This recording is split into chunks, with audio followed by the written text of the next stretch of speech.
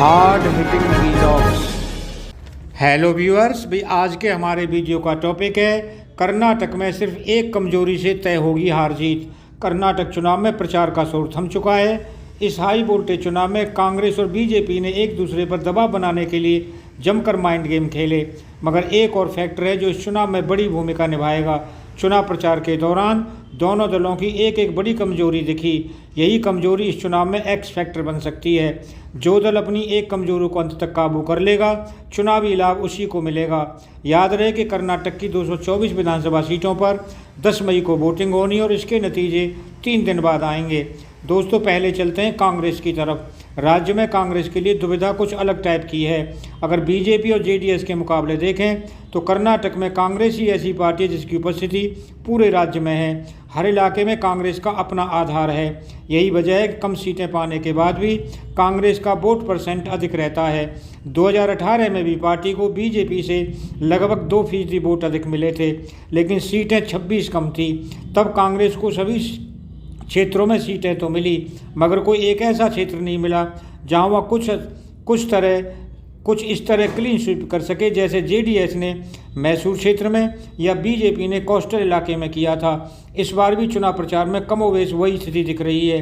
राज्य के अलग अलग हिस्सों में यात्रा करने के बाद यही लगा कि कांग्रेस किसी भी एक क्षेत्र के बारे में विश्वास से नहीं कह सकती कि वह वहां क्लीन स्वीप कर रही है। हालांकि पार्टी के एक सीनियर नेता ने दावा किया कि यही कमजोरी इस बार मजबूत बनकर उभरी है।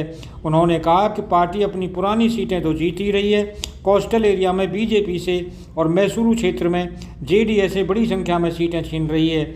वह बेंगलुरु के शहरी इलाके को भी मिसाल देते हैं, जहां उनका दावा है कि पिछली बार के मुकाबले कांग्रेस अधिक सीटें जीतेगी। फिर भी कांग्रेस का बीजेपी या जेडीएस की तरह कोई ऐसा मजबूत पॉकेट क्यों नहीं है? इस बारे में जानकार कहते हैं कि मैसूर में जेडीएस इसलिए बेहतर करती है क्योंकि उस इलाके में बोका लेग्गा बड़ी संख्या में है, जो पार्टी को बड़ी राहत देने में मदद करते हैं। ऐसे ही कोस्टल इलाके में बीजेपी को सांप्रदायिक ध्रुवीकरण का लाभ मिलता है। ऐसे में कांग्रेस के लिए इस चुनाव में भी चुनौती यही है कि उसे हर क्षेत्र में अच्छा प्रदर्शन करना होगा। पार्टी के पास किसी एक विशेष का बैकअप नहीं है। ऐसे में अगर एक ही क्षेत्र में पार्टी को अपेक्षाकृत नतीजे नहीं मिले तो इसका सत्ता पाने का सपना टूट सकता है।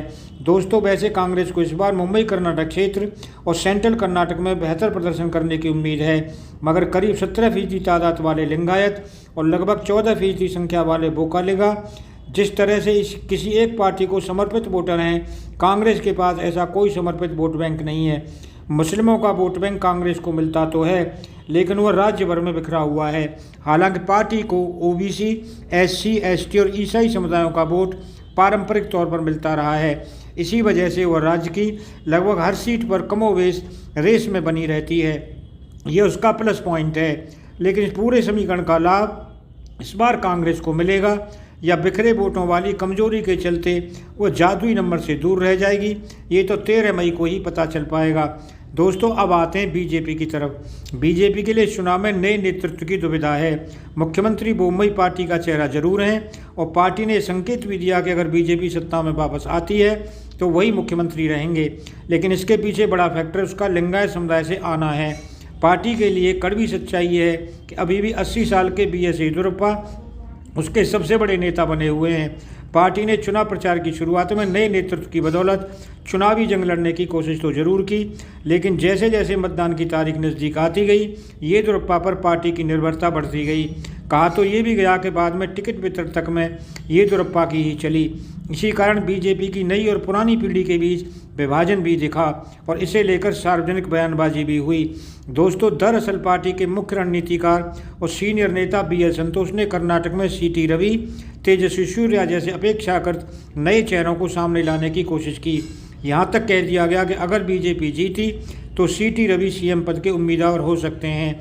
लेकिन सच यही है कि येदियुरप्पा की पार्टी पर पकड़ जरा भी कमज़ोर नहीं हुई है।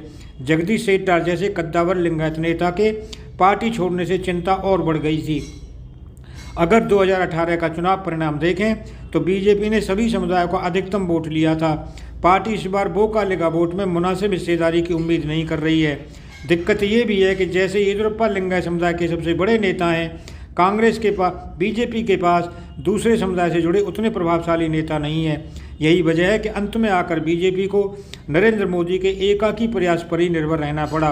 दोस्तों, अगर आपको ये वीडियो पसंद आया हो तो चैनल को सब्सक्राइब करें, वीडियो को लाइक करें, ज़्यादा से ज़्यादा शेयर करें। आप लोगों का बहुत बहुत धन्यवाद। Thank you very much.